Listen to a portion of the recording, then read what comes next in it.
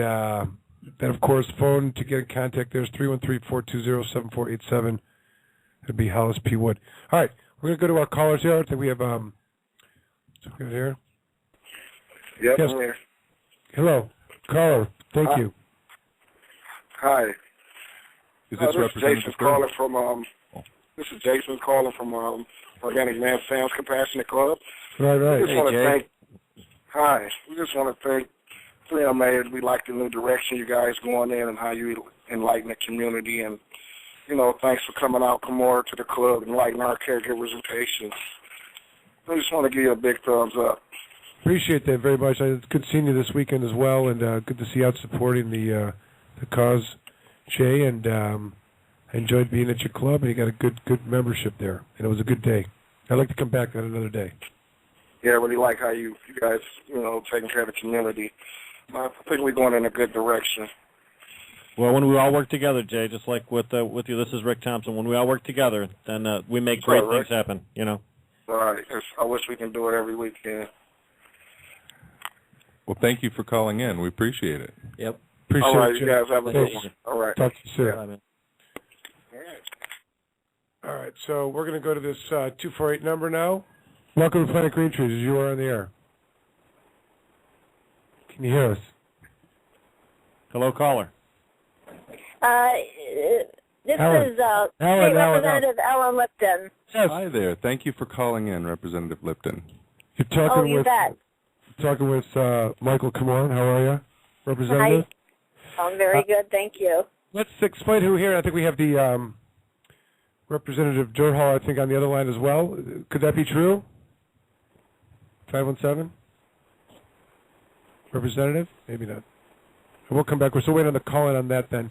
But let me tell you who we have with us. We have Ellen Cogan-Lipton, who is a Democratic representative. She's in her second term as state representative for the 27th House District, which covers Berkeley, Ferndale, Pleasant Ridge, Hazel Park, Huntington Woods, and part of Oak Park in Oakland County. Your priorities have been to make sure the schools have the resources they need to prepare the children to compete in the 21st century, fighting to ensure that Michigan is a leader in the rapidly growing field of renewable energy. I also know that you were really involved with the stem cell research legislation. I know you're a lawyer. I know that you went to Harvard, and I know that you're working really hard to represent your community. I want to thank you for being here.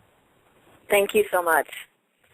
There are these bills that are coming to the House floor for a vote, and a lot in the community have concerns about them. The pretext of the bills was that they were going to fix the Michigan Medical Marijuana Act, and many in our community feel that they didn't address the real concerns. What has been told to you as what the major issues that these bills are supposed to be addressing? Yeah, I mean, you'll remember because you had participated in a task force that had been formed at the end of last session, right. To deal with sort of bringing together all of the interest groups, if you will, whether it be patients, caregivers, law enforcement, medical community. And really, the idea behind the task force last session was really to identify some of the problems that people were facing on the ground, whether it be lack of clarity, whether it be inability to get cards in time, a whole manner of issues. And over the course of the year or so that we met, my feeling is that we came up with some legitimate problems and some potential solutions. All of that kind of went by the wayside when, in my mind, the Democrats lost the House in the 2010 election. The task force was basically mothballed, and then you had a lot of rhetoric coming from the Attorney General's office that not only was it his intent for the law to be clarified, but really a lot of the rhetoric was that it was going to be, or the intent of the voters was in some ways, according to his vision, be sort of legislatively overturned, if you will. And what we saw this session was the creation of a work group within the Judiciary Committee. And initially, my approach was to just sort of give a lot of information to the members of the work group so that there really wouldn't be a sense of having to reinvent the wheel. I mean, look, we had, through our work last session, had identified some problems, had identified some solutions, and my initial thought was that the work group would sort of begin from where we had left off. It became pretty clear to me, at least when I saw the drafts of the first iteration of bills that came out of the work group, that didn't seem to be the notion of the work group this session.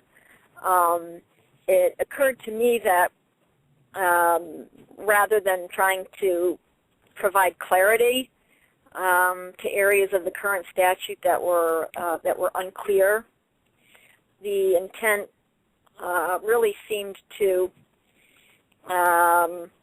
follow the sort of rhetoric we were hearing from the AG's office, to really limit and sort of maybe even legislatively overturn the will of the voters.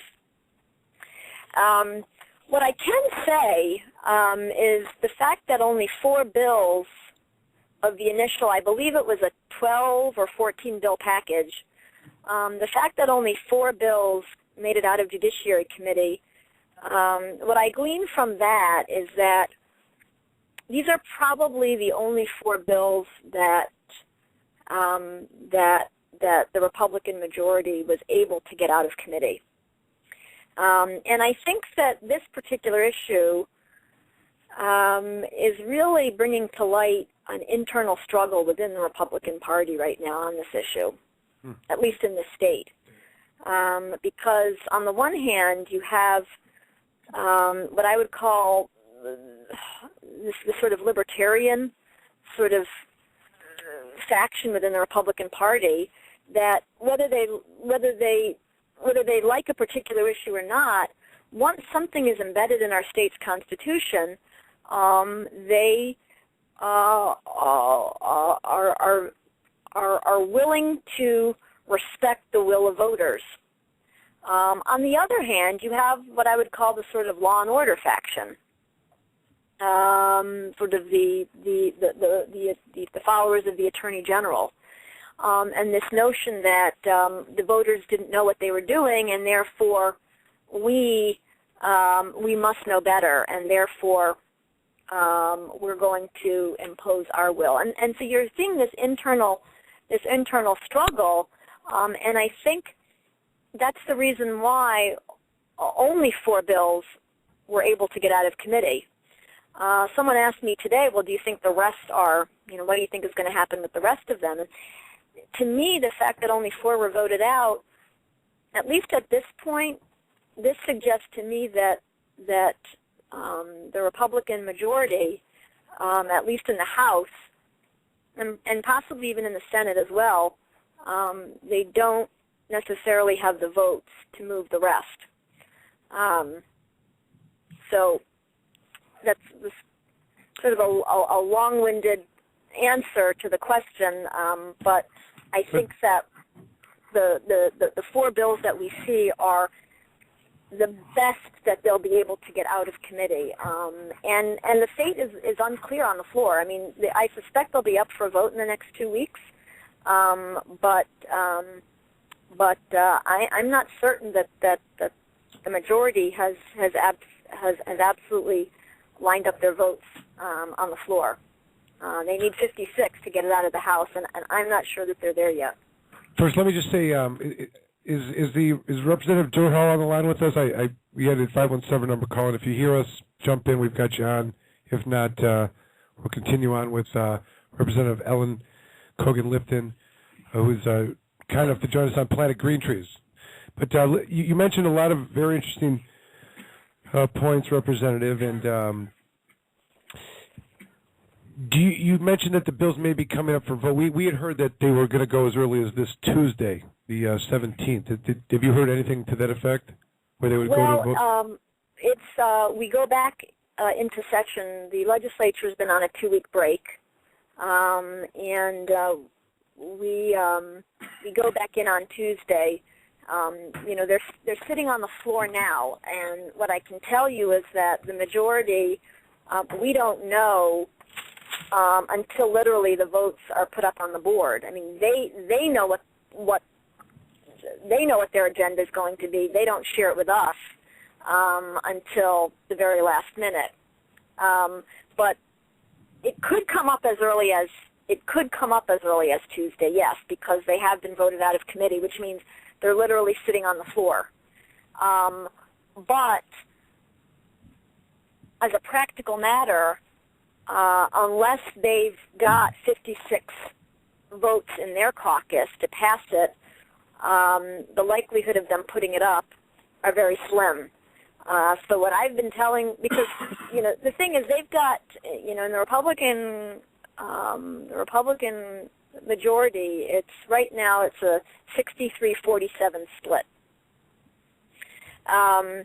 So the name of the game is trying to dissuade between 9 and 12 Republicans that this abrogates, or that these bills don't solve the problem that they were intending to solve. Many of the I was going to say the bills that are being offered, because they're amending the act and it's an initiative, constitutional amendment, it has to be voted by supermajority. Right. And what we were off on a project out of our organization, what we were calling 26%, trying to reach out to the Democrats and try to tell them why we feel that the bills were not appropriate, why they didn't really address the true concerns of the community, which, as we've been calling for, that the cards have never been on time, that there are no new conditions on the registry ever, despite hundreds and hundreds of requests, and that there's challenges to the privacy of the patients, which was a guarantee that was given at the very beginning of the program. And those are some real issues, and also we complained that there's been absolutely no education of law enforcement whatsoever in terms of acknowledging and understanding the medical cannabis community.